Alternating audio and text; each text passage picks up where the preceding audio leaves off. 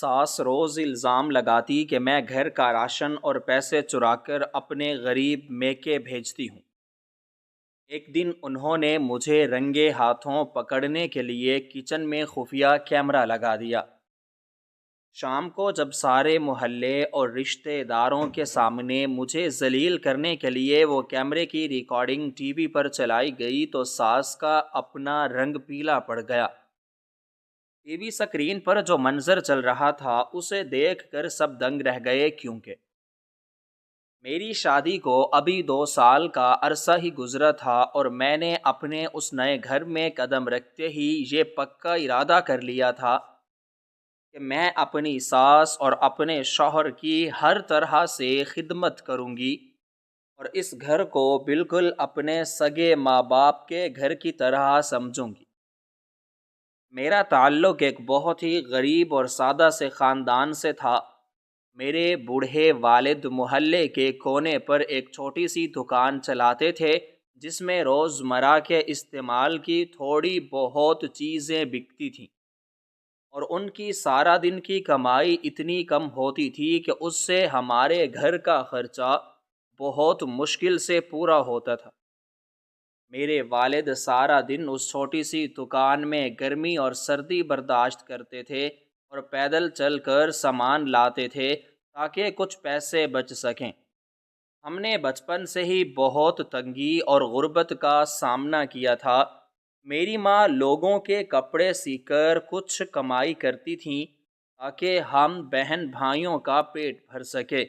کئی بار ایسا ہوتا تھا کہ گھر میں پکانے کے لیے کوئی سبزی یا دال تک نہیں ہوتی تھی اور ہم بہن بھائی رات کو بھوکے پیٹ پانی پی کر سو جاتے تھے، لیکن میرے محنتی والد نے ہماری پرورش میں کوئی کسر باقی نہیں چھوڑی تھی، اور میری نیک ماں نے مجھے ہمیشہ ایمانداری، سچائی اور صبر کے ساتھ زندگی گزارنے کا سبق دیا تھا۔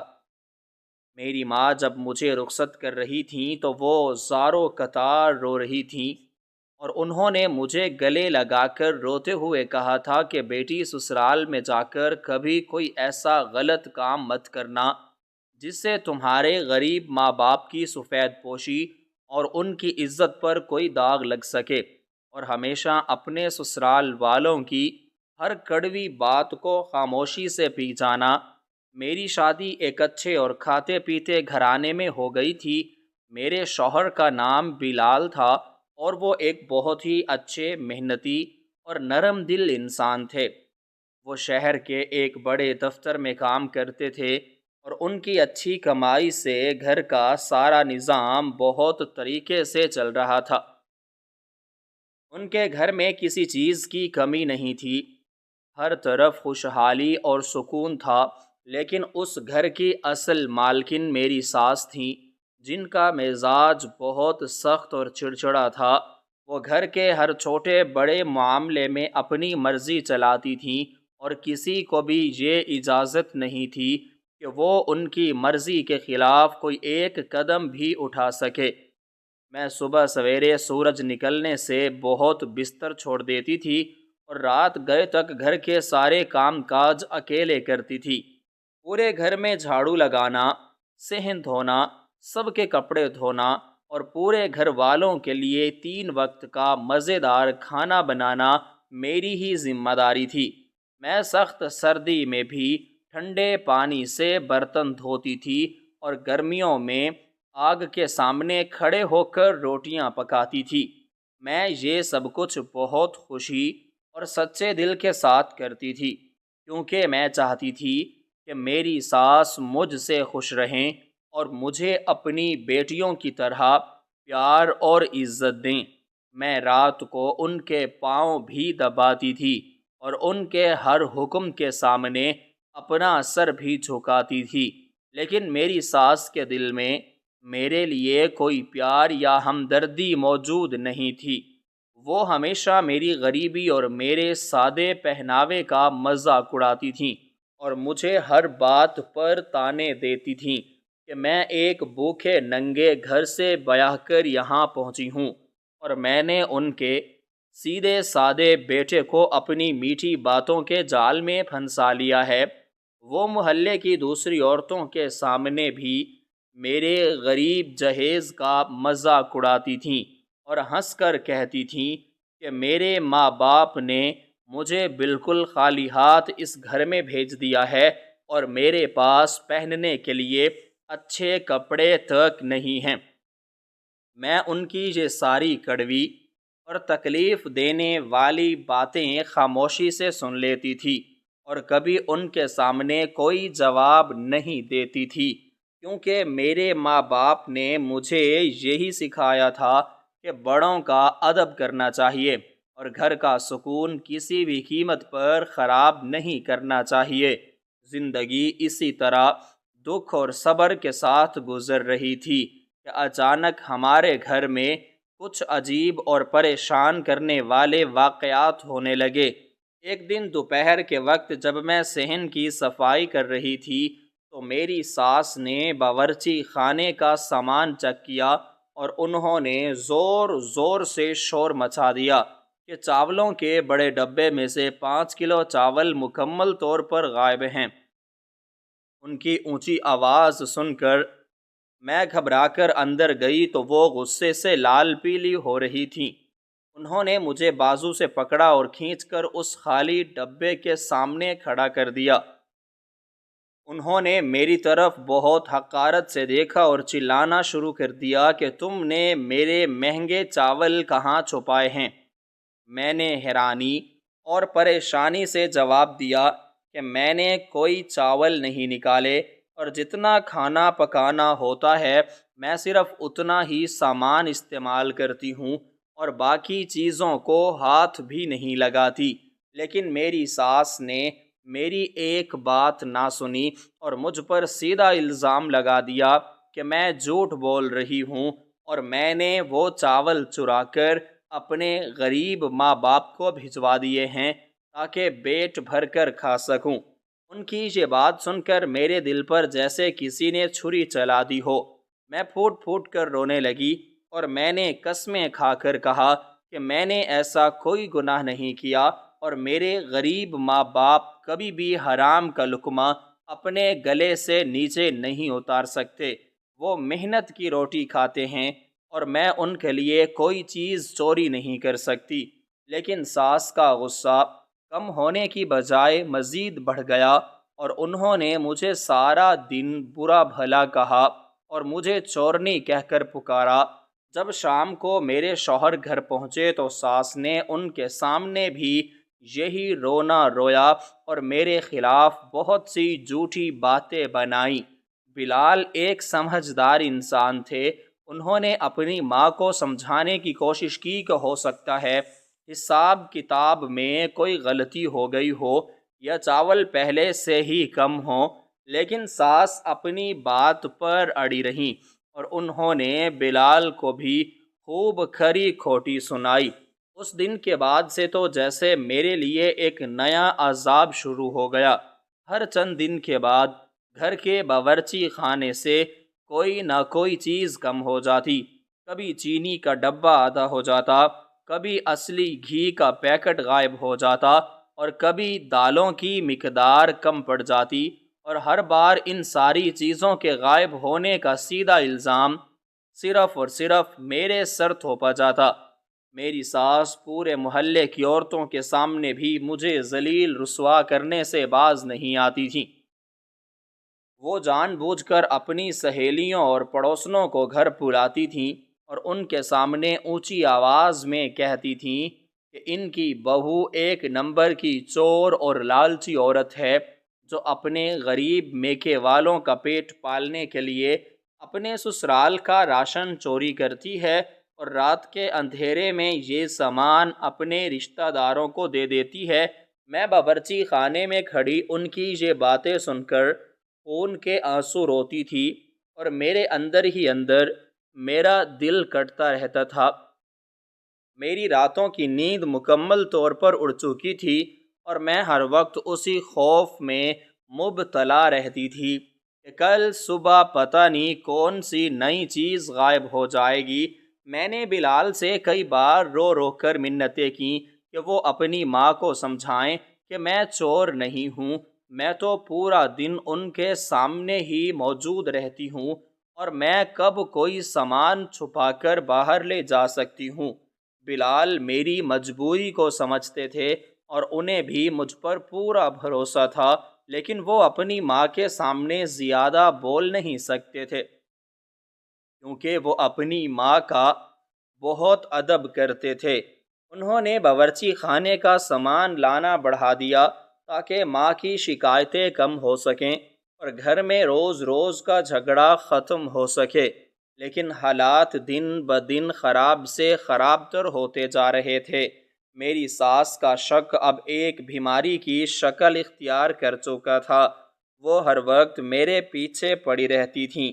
میں کھانا بنانے جاتی تو وہ دروازے کے پیچھے کھڑی ہو کر مجھے گھورتی رہتی تھیں کہ میں کیا کر رہی ہوں۔ میں آٹا گوندتی تو وہ میرے ہاتھوں کو دیکھتی تھیں، میں سالن بناتی تو وہ گنتی تھیں کہ میں نے کتنا گوشت ڈالا ہے۔ ان کی اس کڑی نگرانی اور مسلسل تانوں کی وجہ سے میری ذہنی اور جسمانی صحت تباہ ہونا شروع ہو گئی تھی۔ میرا رنگ پیلا پڑ گیا تھا اور میں بہت کمزور ہو گئی تھی۔ میرے پریشانیوں میں اس وقت مزید اضافہ ہو گیا جب راشن کے ساتھ ساتھ میری ساس کے کمرے سے پیسے بھی غائب ہونے لگے۔ ایک دوپہر کو جب میں صحن میں دھوپ میں کھڑی کپڑے استری کر رہی تھی تو میری ساس روتی پیٹتی اور اپنے بالوں کو نوچتی ہوئی اپنے کمرے سے باہر نکلیں اور سیدھا میرے پاس پہنچ کر میرے بال پکڑ لیے۔ انہوں نے مجھے زمین پر گرا دیا اور مجھ پر مار پیٹ شروع کر دی۔ میں چیختی رہی اور روتی رہی کہ مجھے کیوں مار رہی ہیں، لیکن وہ پاگلوں کی طرح چلا رہی تھیں کہ تم نے میری الماری سے میرے رکھے ہوئے 10,000 روپے چرا لیے ہیں۔ تم ایک بھوکی اور لالچی عورت ہو جو راشن چوری کرنے کے بعد اب نقد پیسوں پر ہاتھ صاف کرنے لگی ہو۔ میں نے روتے ہوئے ان کے پاؤں پکڑ لیے اور قرآن پاک کی قسمیں کھائیں کہ میں تو آج ان کے کمرے کے آس پاس بھی نہیں گئی اور مجھے پیسوں کے بارے میں کچھ بھی علم نہیں ہے۔ میرے ماں باپ نے مجھے چوری کرنا نہیں سکھایا، لیکن انہوں نے میری ایک بھی نہ مانی اور مجھے دھکے دے کر گھر کے صحن میں نکال دیا۔ اس دن جب بلال گھر پہنچے تو گھر کا ماحول ایک میدان جنگ بنا ہوا تھا۔ میری ساس نے بلال سے کہا کہ اگر اس نے مجھے اس گھر سے باہر نہ نکالا تو وہ خود اس گھر کو چھوڑ کر ہمیشہ کے لیے چلی جائیں گی۔ بلال بہت پریشان ہوئے۔ انہوں نے مجھ سے تنہائی میں پوچھا تو میں نے روتے ہوئے کہا کہ میں نے کبھی 1 روپے کی بھی چوری نہیں کی۔ بلال نے مجھے دلاسا دیا اور اپنی ماں کو کسی نہ کسی طرح ٹھنڈا کیا، لیکن اس واقعے کے بعد میری ساس نے میرے ساتھ ایسا سلوک کرنا شروع کر دیا جیسے میں کوئی انسان نہیں بلکہ میں کوئی حقیر چیز ہوں۔ انہوں نے مجھ سے بات کرنا بالکل بند کر دیا اور وہ مجھے دیکھ کر اپنا منہ پھیر لیتی تھیں۔ گھر میں ہر وقت ایک عجیب سا دباؤ اور گھٹن کا ماحول رہنے لگا۔ مجھے سمجھ نہیں آ رہا تھا کہ آخر گھر کا سامان اور پیسے کون غائب کر رہا ہے۔ گھر میں صرف ہم 3 لوگ ہی رہتے تھے اور باہر سے کوئی بھی اندر نہیں پہنچتا تھا۔ دروازے بھی ہمیشہ اندر سے بند رہتے تھے۔ میں نے تو یہ تک سوچنا شروع کر دیا تھا کہ شاید گھر میں کوئی سایہ ہے جو چیزیں غائب کر رہا ہے۔ میں راتوں کو اٹھ کر اللہ کے حضور رو رو کر دعائیں مانگتی تھی، یا اللہ میری اس مصیبت کو دور کر دے اور مجھ پر لگنے والے ان جھوٹے الزامات کی حقیقت سب کے سامنے لے آ۔ میں تہجد کے وقت مصلی پر بیٹھ کر اپنے آنسوؤں سے اللہ سے مدد مانگتی تھی کیونکہ میرے پاس کوئی اور آسرا نہیں تھا۔ میری ساس نے اپنے دل میں یہ پکا فیصلہ کر لیا کہ وہ مجھے ہر حال میں ذلیل و خوار کر کر اس گھر سے نکال باہر کریں گی اور اپنے بیٹے کی دوسری شادی کسی امیر گھرانے میں کروائیں گی۔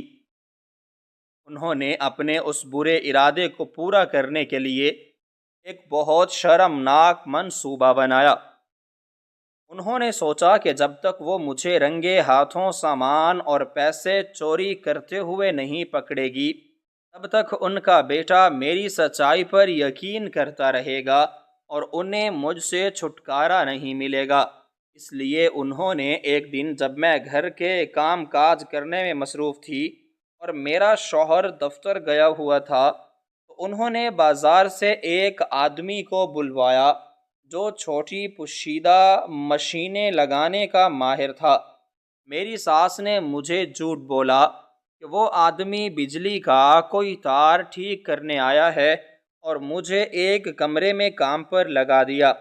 میری ساس نے اس آدمی کو کچھ پیسے دے کر خاموش رہنے کا کہا اور اس سے ہمارے باورچی خانے میں اور اپنے کمرے کی الماری کے بالکل سامنے ایسی جگہوں پر وہ مشینیں لگوائیں جہاں سے پورے کمرے اور باورچی خانے کا صاف شفاف منظر دیکھا جا سکتا تھا۔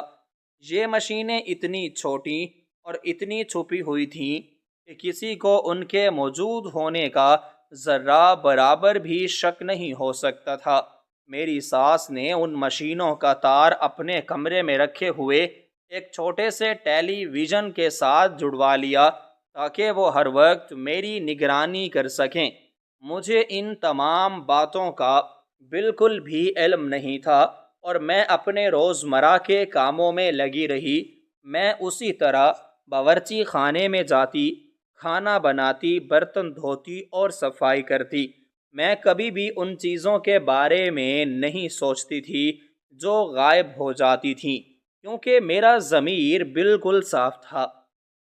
میری ساس اب راتوں کو بھی جاگ کر اس ٹیلی ویژن کی سکرین پر نظریں جمائے رکھتی تھیں تاکہ وہ مجھے چوری کرتے ہوئے پکڑ سکیں۔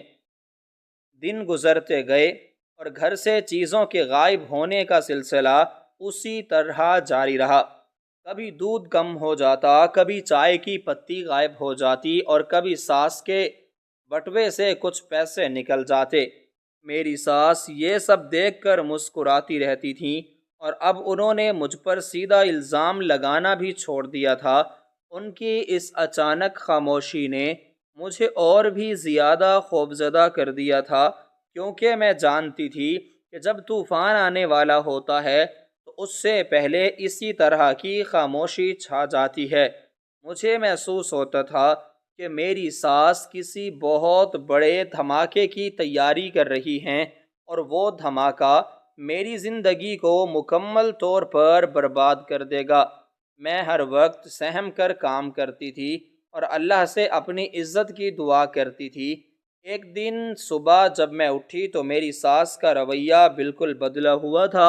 ان کے چہرے پر ایک عجیب سی خوشی تھی اور وہ بہت زیادہ مسکرا رہی تھیں۔ انہوں نے مجھے حکم دیا کہ آج رات گھر میں ایک بہت بڑی دعوت ہے، اس لیے میں سارا دن باورچی خانے میں رہ کر بہت سے مزیدار کھانے تیار کروں اور پورے گھر کی اچھی طرح صفائی کروں۔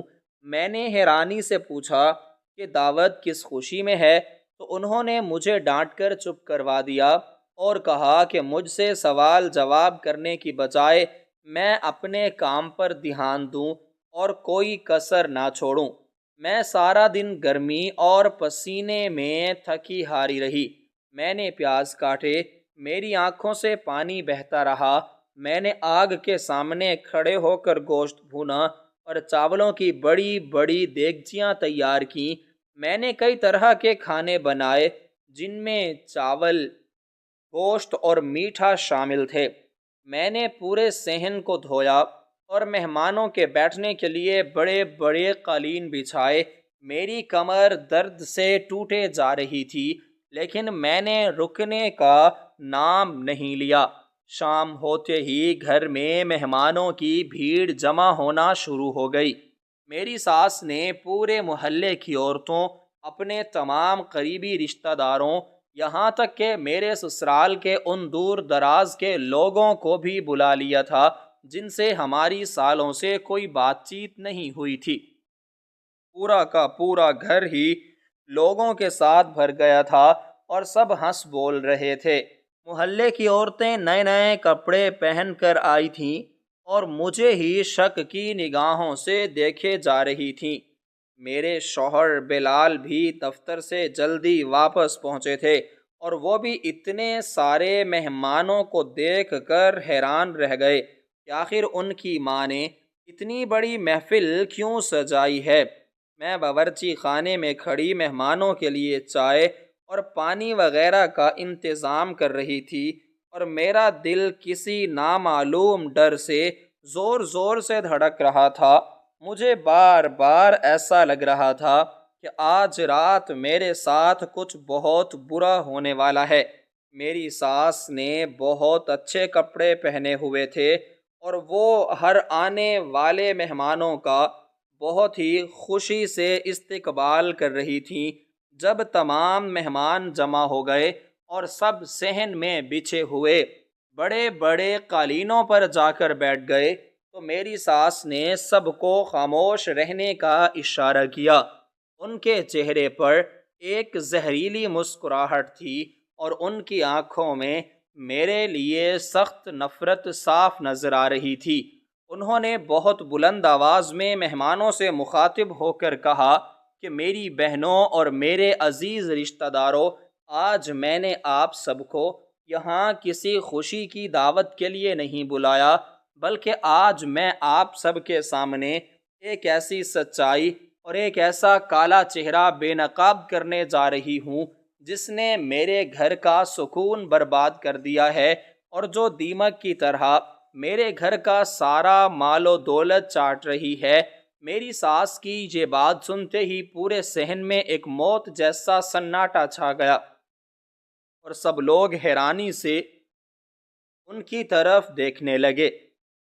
بلال بھی پریشان ہو کر اپنی ماں کے پاس پہنچے اور ان سے پوچھنے لگے کہ وہ کیا کہہ رہی ہیں، لیکن میری ساس نے انہیں ہاتھ کے اشارے سے پیچھے ہٹا دیا۔ میں باورچی خانے کے دروازے کے پیچھے کھڑی کانپ رہی تھی اور میرے آنسو بہنا شروع ہو گئے تھے۔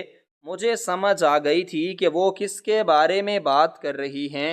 میری ساس نے اپنی بات کو جاری رکھتے ہوئے کہا کہ آپ سب جانتے ہیں کہ میں نے اپنے اکلوتے بیٹے کی شادی ایک بہت ہی غریب اور کچے گھرانے کی لڑکی سے کی تھی، یہ سوچ کر کہ وہ غریب ہے تو ہمارے گھر کو اپنا سمجھے گی اور محنت کرے گی، لیکن اس لالچی عورت نے میرے گھر قدم رکھتے ہی میرے راشن اور میرے پیسوں پر ہاتھ صاف کرنا شروع کر دیا۔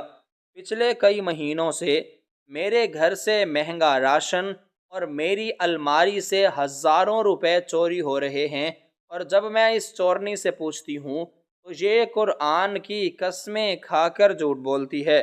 میرے بیٹے نے بھی اس کے جھوٹے آنسوؤں پر یقین کر لیا اور مجھے ہی اس نے غلط سمجھنا شروع کر دیا، لیکن آج میں اس کا سارا جھوٹ اور اس کا وہ چور چہرہ آپ سب کی آنکھوں کے سامنے لاؤں گی تاکہ آپ سب کو پتہ چل جائے کہ غریب لڑکیاں کتنی مکار ہوتی ہیں جو سسرال والوں کا مال لوٹ کر اپنے ماں باپ کا گھر بھرتی ہیں۔ یہ کہتے ہی میری ساس نے اپنے ایک رشتہ دار کو آواز دی اور اسے کہا کہ وہ گھر کا سب سے بڑا ٹیلی ویژن اٹھا کر صحن کے بالکل درمیان میں رکھ دے تاکہ سب لوگ اسے آسانی کے ساتھ دیکھ سکیں۔ محلے والیاں اور رشتہ دار عورتیں میرے خلاف باتیں کرنے لگیں اور مجھے ہی برا بھلا کہنے لگیں۔ بلال سر پکڑ کر بیٹھ گئے کیونکہ ان کی ماں ان کی بیوی کی سر عام عزت اچھال رہی تھیں۔ مجھے محسوس ہو رہا تھا جیسے زمین پھٹ جائے اور میں اس میں سما جاؤں۔ میری ساس نے ایک لمبی تار کی مدد سے اس ٹیلی ویژن کو چلایا اور سب مہمانوں سے کہا کہ وہ اپنی آنکھیں کھول کر اس شیشے پر چلنے والی ان پوشیدہ تصویروں کو دیکھیں اور فیصلہ کریں کہ اس چور عورت کے ساتھ کیا سلوک ہونا چاہیے۔ انہوں نے اس مشین کا بٹن دبایا جس کے بعد ٹیلی ویژن پر وہ ریکارڈنگ چلنا شروع ہو گئی۔ اور وہ پورے محلے اور سارے رشتہ داروں کے سامنے مجھے ہمیشہ کے لیے ذلیل اور برباد کرنے کے لیے پوری طرح تیار تھیں۔ ٹیلی ویژن کے اس بڑے اور چمکدار شیشے پر جیسے ہی وہ پوشیدہ اور چلتی ہوئی تصویریں نظر آنا شروع ہوئیں تو اس بڑے اور کھلے صحن میں بیٹھے ہوئے ہر انسان کی سانسیں چلنا رک سی گئیں اور سب کی آنکھیں اس شیشے پر مکمل طور پر جم گئیں۔ میری ساس کے چہرے پر ایک انتہائی عجیب اور زہریلی مسکراہٹ تھی اور وہ بڑے فخر اور غرور کے ساتھ اس مشین کی طرف دیکھ رہی تھیں جسے انہیں اس بات کا 100% یقین ہو کہ اب اگلا منظر میری چوری کا ہی نظر آنے والا ہے اور میں پورے محلے اور سارے رشتہ داروں کے سامنے ہمیشہ کے لیے ذلیل اور رسوا ہو جاؤں گی۔ بلال کا چہرہ پریشانی اور دکھ سے اترا ہوا تھا اور وہ اپنا سر جھکائے بیٹھے تھے کیونکہ انہیں اپنی ماں کی اس حرکت پر سخت شرمندگی محسوس ہو رہی تھی۔ میں باورچی خانے کے لکڑی کے دروازے کے بالکل پیچھے چھپ کر کھڑی تھی اور میرے جسم کا ایک ایک حصہ خوف اور ڈر کی وجہ سے بری طرح کانپ رہا تھا۔ میری آنکھوں سے مسلسل گرم آنسو بہہ کر میرے گالوں کو بھگو رہے تھے اور میرا دل میرے سینے میں اتنی زور سے دھڑک رہا تھا کہ مجھے اپنی ہی دھڑکن کی آواز سنائی دے رہی تھی۔ مجھے بالکل بھی یہ سمجھ نہیں آ رہا تھا کہ اس مشین کے اندر ایسا کیا نظر آنے والا ہے جس پر میری ساس اتنا زیادہ فخر کر رہی ہیں اور مجھے ذلیل کرنے کے لیے اتنی زیادہ بے تاب ہیں۔ ٹیلی ویژن کی سکرین پر سب سے پہلے صبح کے وقت کا منظر سامنے ظاہر ہوا جس میں باورچی خانے کے اندر داخل ہوئی اور میں نے ناشتہ بنانا شروع کیا۔ سب لوگوں نے بہت غور سے دیکھا کہ میں کس طرح مسلسل کام کر رہی ہوں، گرمی اور پسینے میں ڈوبی ہوئی ہوں۔ میں نے آٹا گوندا، روٹیاں پکائیں اور پھر چائے بنا کر سب کو دی۔ اس کے بعد دوپہر کے کھانے کی تیاری شروع ہو گئی۔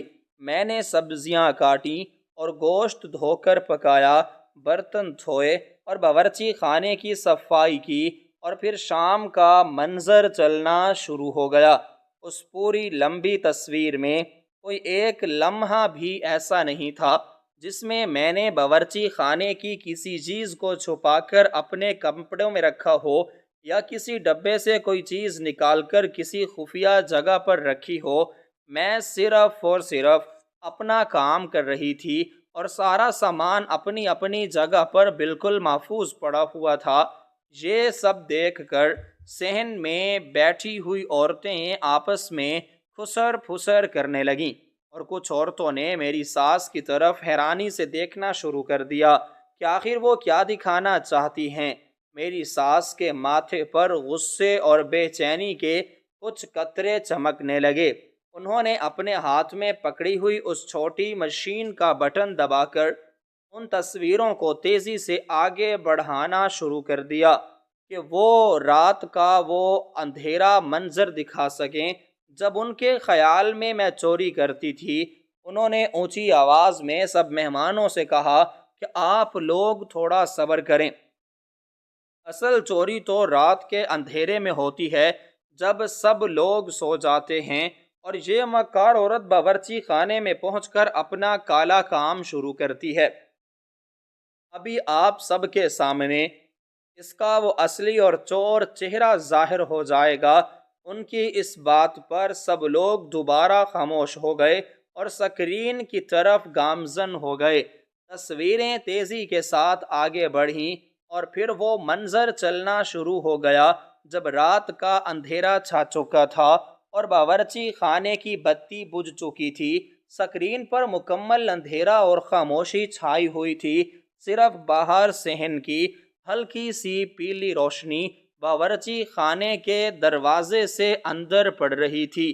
میری ساس کی آنکھیں خوشی کے ساتھ چمک اٹھیں اور انہوں نے سب کی طرف دیکھ کر کہا کہ اب دھیان سے دیکھنا کہ یہ کیسے اندر داخل ہوتی ہے۔ چند لمحوں تک اسکرین پر کچھ بھی نظر نہیں آیا، لیکن پھر اچانک باورچی خانے کے دروازے پر ایک سایہ نمودار ہوا۔ وہ سایہ آہستہ آہستہ چلتا ہوا اندر داخل ہوا اور اس نے باورچی خانے کی ہلکی سی بتی جلا دی۔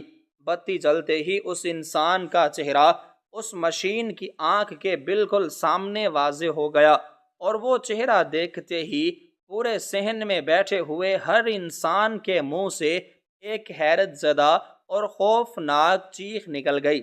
سب کی آنکھیں صدمے اور حیرانی سے پوری طرح پھٹی کی پھٹی رہ گئیں، اور کئی عورتیں تو حیرت کے مارے اپنے منہ پر ہاتھ رکھ کر کھڑی ہو گئیں، کیونکہ اس ٹیلی ویژن کی اسکرین پر باورچی خانے کے اندر چوری کرنے کے لیے داخل ہونے والا وہ انسان کوئی اور نہیں تھا، وہ میں نہیں تھی، بلکہ وہ خود میری ساس تھیں، جو رات کے اس کھلے اندھیرے میں بہت خاموشی کے ساتھ باورچی خانے میں جا پہنچی تھیں۔ یہ منظر دیکھتے ہی میری ساس کے اپنے چہرے کا رنگ ایک ہی سیکنڈ میں بالکل پیلا اور سفید پڑ گیا، جیسے ان کے جسم کا سارا خون کسی نے نچوڑ لیا ہو۔ ان کے ہاتھوں سے وہ چھوٹی مشین چھوٹ کر زمین پر گر گئی، اور ان کی آنکھیں اس شیشے پر جم گئیں۔ وہ خود بھی ایک بڑے صدمے کی حالت میں وہ تصویریں دیکھ رہی تھیں، اور ان کا منہ کھلا کا کھلا رہ گیا تھا۔ اسکرین پر نظر آنے والا منظر بہت عجیب اور ڈراؤنا تھا۔ میری ساس نے باورچی خانے میں پہنچ کر سب سے پہلے چاولوں کا وہ بڑا ڈبہ کھولا اور اس میں سے ایک بڑا برتن بھر کر چاول نکالے، اور پھر انہیں ایک کپڑے کے تھیلے میں ڈال لیا۔ اس کے بعد انہوں نے چینی، گھی اور دالوں کے ڈبوں سے سامان نکالا اور اسے بھی اس تھیلے میں چھپا لیا۔ ان کا چہرہ بالکل سپاٹ اور بے تاثر تھا، اور ان کی آنکھیں پوری طرح کھلی ہوئی تھیں، لیکن ان کے چہرے پر کوئی ہوش یا کوئی بیداری کے نشان موجود نہیں تھے۔ وہ بالکل ایک کٹ پتلی کی طرح حرکت کر رہی تھیں، جیسے کوئی اور ان سے یہ سب کچھ کروا رہا ہو۔ انہوں نے وہ سامان کا بھرا ہوا تھیلا اپنے ہاتھ میں پکڑا اور باورچی خانے کی بتی بجھا کر باہر صحن کی طرف نکل گئیں۔ صحن میں لگی ہوئی دوسری مشین نے بھی ان کی تصویریں محفوظ کی ہوئی تھیں۔ سب لوگوں نے حیرت کی حالت میں دیکھا کہ میری ساس وہ راشن کا تھیلا لے کر صحن کے بالکل آخری کونے میں پہنچی، جہاں ایک بہت پرانا اور مٹی کا بنا ہوا تنور رکھا ہوا تھا جو سالوں سے استعمال نہیں ہوا تھا۔ انہوں نے اس تندور کا ڈھکن ہٹایا اور وہ سارا چوری کیا ہوا راشن اس تندور کے اندر گہرائی میں چھپا کر رکھ دیا اور اس پر ڈھکن واپس رکھ دیا۔ اس کے بعد وہ تصویریں اس منظر کی طرف مڑ گئیں جو میری ساس کے اپنے کمرے کا تھا، جہاں ان کی الماری پڑی ہوئی تھی۔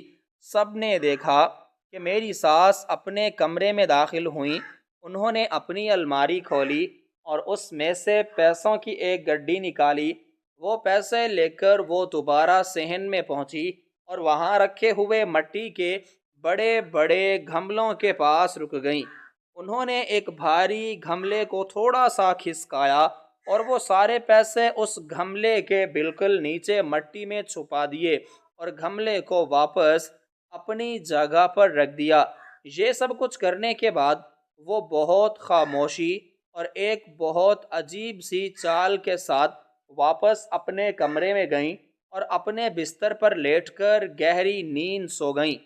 یہ سارا حیران کن منظر دیکھنے کے بعد پورے گھر میں ایک موت جیسا سناٹا چھا گیا۔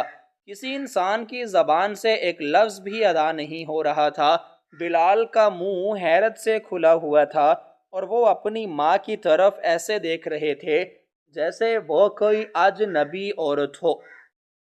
میں باورچی خانے کے دروازے کے پیچھے کھڑی یہ سب کچھ اپنی آنکھوں سے دیکھ کر حیران رہ گئی تھی، اور مجھے اپنے رب کے اس سچے انصاف پر رونا آ رہا تھا جس نے اتنے بڑے مجمع کے سامنے میری پاکیزگی اور میری سچائی کو اس قدر اچھے اور واضح طریقے سے ثابت کر دیا تھا۔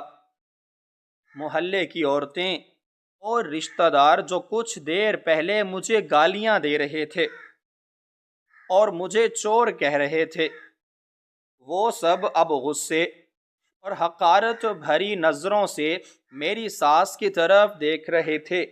ایک رشتہ دار عورت نے طنز کرتے ہوئے اونچی آواز میں کہا کہ دیکھو ذرا اس عورت کو جو اپنی بہو پر راشن اور پیسے چوری کرنے کا جھوٹا الزام لگا کر اسے پورے محلے میں ذلیل کر رہی تھی، اور اصل چور تو یہ خود نکلی جو اپنے ہی گھر کا سامان اپنے ہاتھوں سے تندور اور گملوں میں چھپاتی ہے اور سارا الزام اس بیچاری اور غریب لڑکی پر ڈال دیتی ہے تاکہ اسے گھر سے نکال سکے۔ کتنی ظالم اور جھوٹی عورت ہے یہ۔ اس عورت کی یہ بات سن کر محلے کی باقی عورتوں نے بھی میری ساس کو برا بھلا کہنا شروع کیا اور ان پر طعنوں کی بارش کرنا شروع کر دی۔ ہر طرف سے باتیں ہونے لگیں اور لوگ ان کے شرمناک چہرے پر لعنتیں بھیجنے لگے۔ میری ساس کا وہ سارا تکبر اور وہ سارا غرور ایک ہی سیکنڈ میں مٹی میں مل کر خاک ہو چکا تھا۔ ان کے پیروں تلے سے زمین کھسک گئی تھی اور وہ اس صدمے اور اس پریشانی کی وجہ سے زمین پر بیٹھ گئیں۔ وہ روتے ہوئے اور کانپتے ہوئے اپنے دونوں ہاتھوں سے اپنا سر پیٹنے لگیں اور پاگلوں کی طرح چیخنے لگیں کہ یہ سب ایک جھوٹ ہے، میں نے کوئی چوری نہیں کی، یہ مشین خراب ہے، یہ کوئی جادو ہے، مجھے کچھ سمجھ نہیں آ رہا، میں تو رات کو اپنے بستر پر سو رہی تھی، میں بھلا اپنے ہی گھر کا سامان کیوں چرا کر تندور میں چھپاؤں گی، میرا دماغ خراب نہیں ہوا، یہ سب اس کی بہو کی کوئی چال ہے جس نے یہ جھوٹی تصویریں بنائی ہیں۔ لیکن ان کی اس بات پر کسی ایک انسان نے بھی یقین نہیں کیا کیونکہ وہ مشین اور سکرین کسی سے جھوٹ نہیں بول سکتی تھی۔ بلال بہت غصے اور دکھ کی حالت میں اپنی ماں کے پاس پہنچے اور انہوں نے بوجھل آواز میں کہا کہ ماں جی بس کر دیں، اب مزید جھوٹ مت بولیں، یہ مشین آپ نے خود منگوائی تھی اور یہ تصویریں بھی آپ کے سامنے چلی ہیں، آپ نے اپنی بہو پر اتنا بڑا اور جھوٹا الزام لگایا اور اسے اتنے مہینوں تک خون کے آنسو رلایا، مجھے آپ سے یہ امید ہرگز نہیں تھی۔ بلال کی بات سن کر میری ساس دھاڑیں مار مار کر رونے لگیں، ان کی حالت ایک دم سے بہت زیادہ خراب ہونے لگی، ان کا سانس اکھڑنے لگا اور وہ پسینے میں بھیگ گئیں، ان کی آنکھیں اوپر کی طرف چڑھنے لگیں اور وہ اسی شرمندگی اور صدمے کی وجہ سے بے ہوش ہو کر اس قالین پر گر پڑیں۔ یہ دیکھ کر بلال نے جلدی سے پانی منگوایا اور ان کے منہ پر چھینٹے مارے، لیکن انہیں ہوش نہیں رہا تھا۔ مہمانوں میں سے ایک بزرگ نے بلال سے کہا کہ انہیں فوراً محلے کے اس پرانے اور سمجھدار حکیم صاحب کے پاس لے کر جاؤ یا انہیں یہاں بلا لو کیونکہ ان کی حالت ٹھیک نہیں لگ رہی۔ بلال نے جلدی سے ایک لڑکے کو بھیجا اور کچھ ہی دیر میں وہ بوڑھے حکیم صاحب ہمارے گھر پہنچ گئے۔ حکیم صاحب بہت سیانے اور تجربے کار انسان تھے۔ انہوں نے پہنچ کر میری ساس کی نبض چیک کی، ان کی آنکھوں کا معائنہ کیا اور کچھ دیر تک گہری سوچ میں ڈوبے رہے۔ سب لوگ خاموشی سے حکیم صاحب کی طرف دیکھ رہے تھے کہ وہ کیا بتاتے ہیں۔ حکیم صاحب نے میری ساس کو ایک دوائی سنگھائی جس سے انہیں کچھ ہوش ملا اور وہ روتے ہوئے بلال کو دیکھنے لگیں۔ حکیم صاحب نے بلال اور سب مہمانوں کی طرف رخ کیا اور بہت سنجیدہ اور دھیمی آواز میں بولے کہ میری بات کو دھیان کے ساتھ سنو، تم سب لوگ اس عورت کو چور اور ظالم سمجھ کر اس پر لعنتیں بھیج رہے ہو، لیکن حقیقت وہ نہیں ہے جو کہ تم سمجھ رہے ہو۔ اس عورت نے جاگتے ہوئے یا ہوش و حواس میں کوئی چوری نہیں کی ہے، بلکہ یہ ایک عجیب اور خطرناک دماغی بیماری کا شکار ہو چکی ہے، جسے نیند میں چلنے کی بیماری کہتے ہیں۔ حکیم صاحب کی یہ بات سن کر پورے صحن میں ایک مرتبہ دوبارہ سے سناٹا چھا گیا، اور سب لوگ دوبارہ ایک دوسرے کا منہ تکنے لگے۔ حکیم صاحب نے اپنی بات کو مزید آسان کرتے ہوئے سمجھایا کہ جب انسان کے دماغ پر کوئی بہت زیادہ بوجھ، پریشانی یا کوئی خبط سوار ہو جاتا ہے تو اس کا دماغ رات کو سوتے وقت بھی جاگتا رہتا ہے۔ اس عورت کے دماغ میں یہ شک اور یہ بیماری بیٹھ گئی تھی کہ اس کے گھر کا سامان چوری ہو رہا ہے، اور اس ڈر اور شک کی وجہ سے اس کے دماغ نے رات کو سوتے ہوئے اس کے جسم کو چلنے پر مجبور کر دیا۔ یہ رات کو گہری نیند میں سوتی ہے، لیکن اس کا جسم اٹھ کر چلنے لگتا ہے، اور یہ بغیر سوچے سمجھے اپنے ہی گھر کے سامان کو اور پیسوں کو چوری ہونے سے بچانے کے لیے کسی محفوظ جگہ پر چھپا دیتی ہے، اور صبح جب یہ جاگتی ہے تو اسے رات کا کیا ہوا کوئی بھی کام یاد نہیں رہتا، اور یہ سمجھتی ہے کہ سامان سچ میں چوری ہو گیا ہے، اور پھر یہ اپنی بہو پر الزام لگا دیتی ہے۔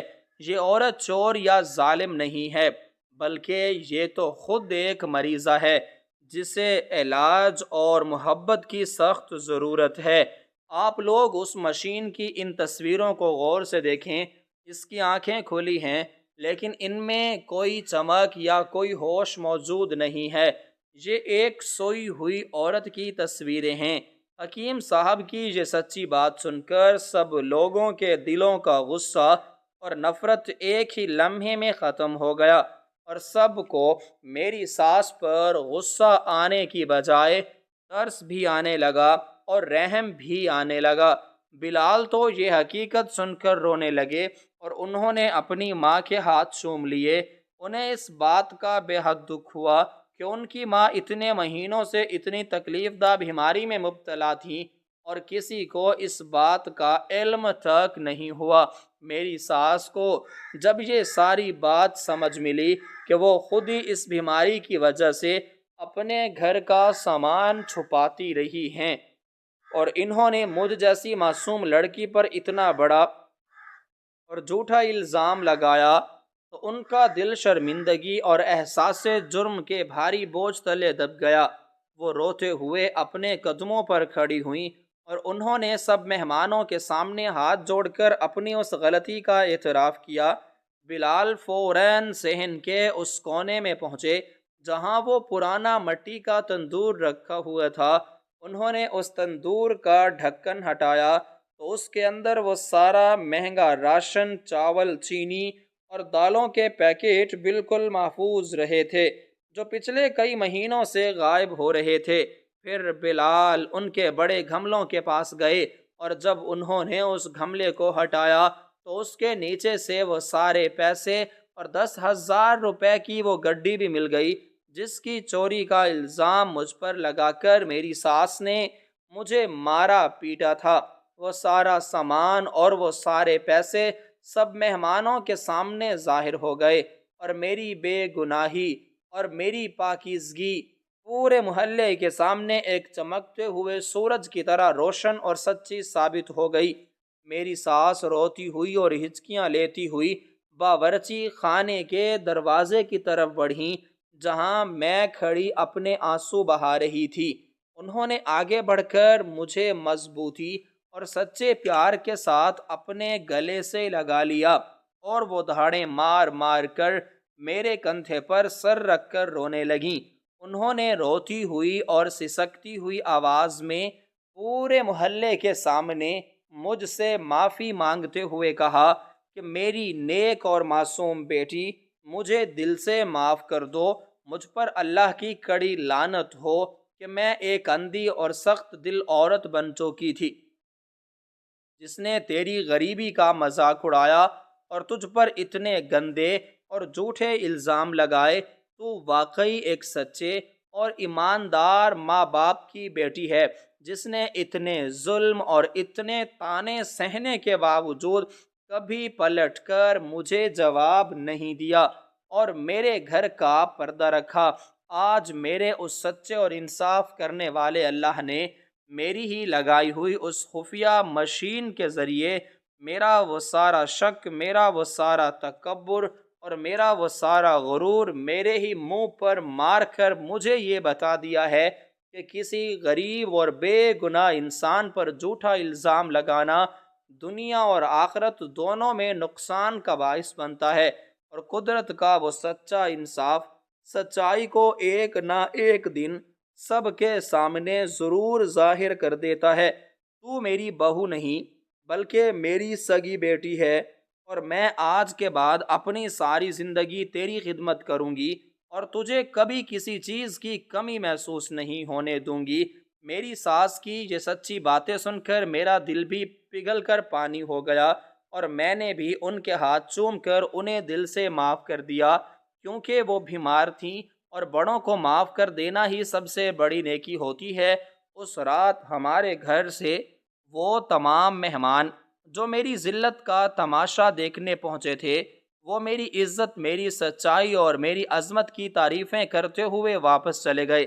یہ کہانی ہم سب کے لیے ایک بڑی اور زندہ عبرت کا نشان ہے کہ جب انسان بغیر سوچے سمجھے کسی معصوم اور غریب انسان پر اپنی طاقت کے نشے میں جھوٹے الزامات لگاتا ہے تو اللہ اسے ایسے طریقے کے ساتھ سچ دکھاتا ہے کہ اس کا سارا غرور ٹوٹ جاتا ہے۔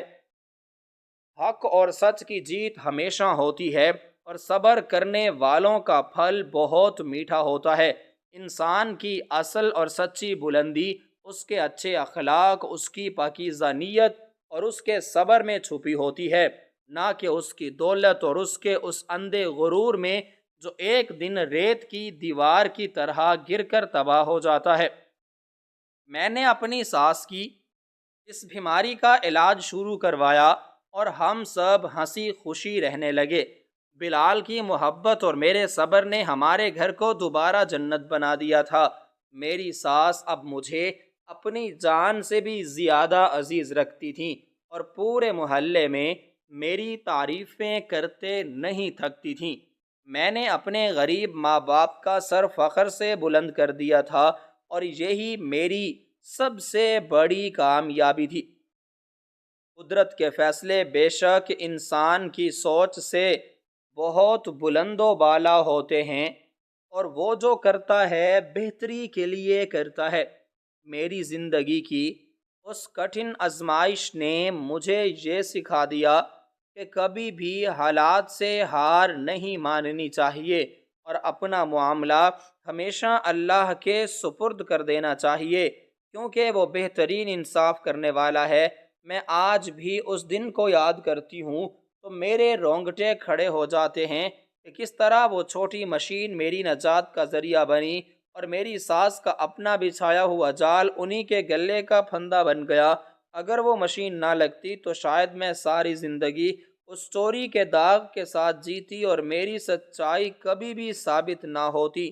سچ مچ اللہ کے کام بہت نرالے ہیں، اور وہ اپنے بندوں کو کبھی رسوا نہیں ہونے دیتا۔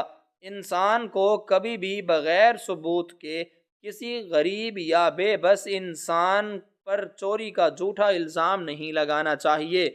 غرور اور تکبر انسان کی عقل کو اندھا کر دیتا ہے، جس کی وجہ سے وہ دوسروں کو حقیر سمجھنے لگتا ہے۔